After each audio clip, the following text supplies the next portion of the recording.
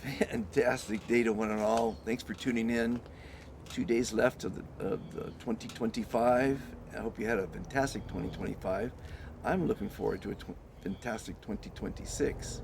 I don't know about you, but I wanted to talk about a video I saw this morning on Dean Martin's confrontation with a mob boss, a mafia mob boss. And if you know anything about the mob, uh, they are, they have been, and history shows that they were a very violent group, and I think they still have some sort of a mob factions today. But in the heyday, um, they were quite ruthless in control of drugs and alcohol and the unions and what have you. And they had big egos, and you didn't mess with them, and you didn't confront them, and you didn't tell them what to do. And this story that I saw, and you probably won't see it, so I'm just going to recount it here because it's worth mentioning. And in today's earlier show, I broke down crying because it's very. I hope I won't do that again because it's very emotional. Basically, the mob boss was attending one of Dean Martin's Vegas shows in the height of Dean Martin's celebrity, and he wanted to meet Dean. And Dean was in his dressing room, and he said no. And the guy um, delivering the message said, "No, this isn't a request, because you did what the mob bosses said back then." And so he went out, and met them in the hallway. And so picture Dean by himself, with the mob boss in front of him, and his entourage behind him, their guards, his guards and his protectors. And they started talking, and the mob boss mentioned how um, he was sorry, I guess, that his Dean's elder brother, died 6 years before. And then he said to Dean, "I imagine he was very jealous of you," and and he went on to say these horrendous things that you should never say to anyone.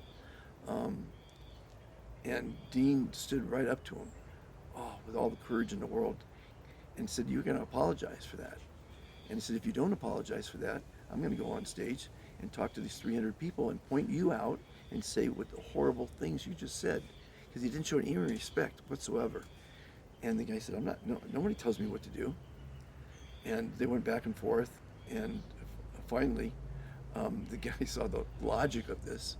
But the point, the worst part of it is that his henchman, his security, is hearing this, which shows him apologizing for the first time probably in his life, and that shows that he's not very powerful because he had to bow down to Dean Martin. What an incredible story this is. At any rate, so he did apologize, sort of quasi apologized.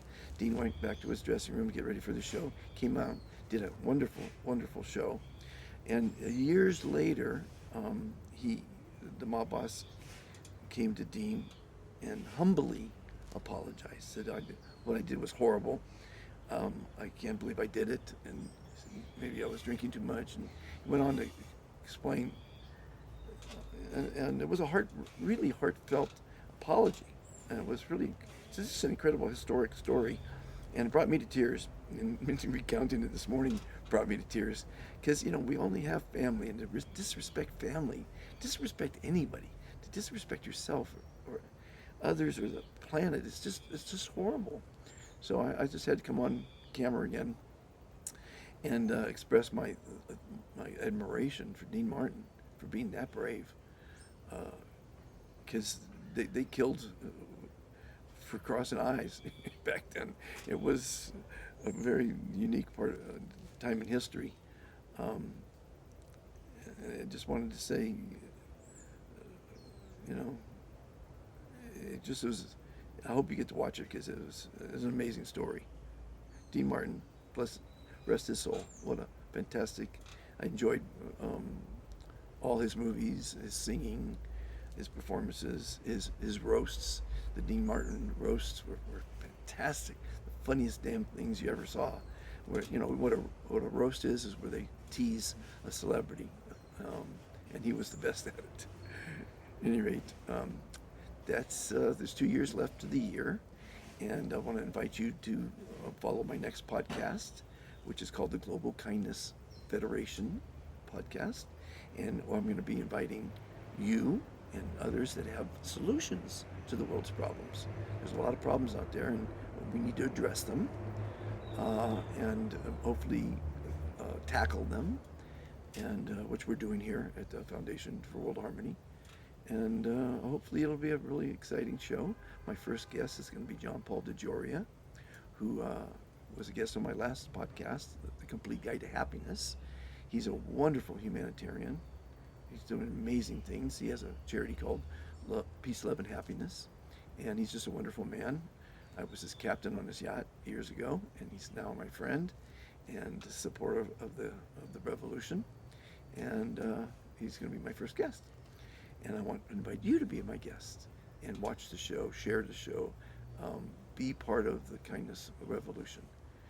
You can join at worldkindnesslist.com. If you join the next 2 days, you're going to be considered a founding father, because after January 1st, 2026, which is year one as a root in numerology, it's a new beginning, and we're going to have some fantastic things happening in 2026.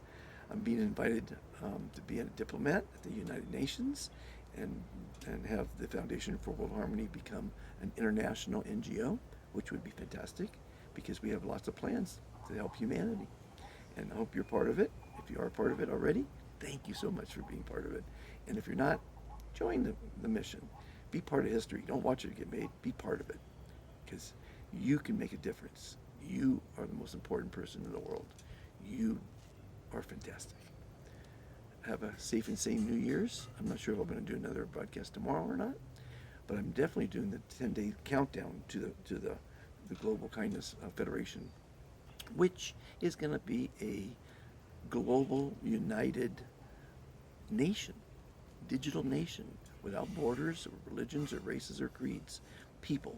We're all just people, and we need to stand together and stand up to the powers that are trying to monopolize and the greed that's out there. We need to stand up to the people, because we outnumber them. We outnumber the rulers and the presidents and the politicians. Have a fantastic day, everyone. Thanks for watching. Like, subscribe, and share, because sharing is caring. Caring leads to kindness, and kindness leads to happiness. Talk to you later.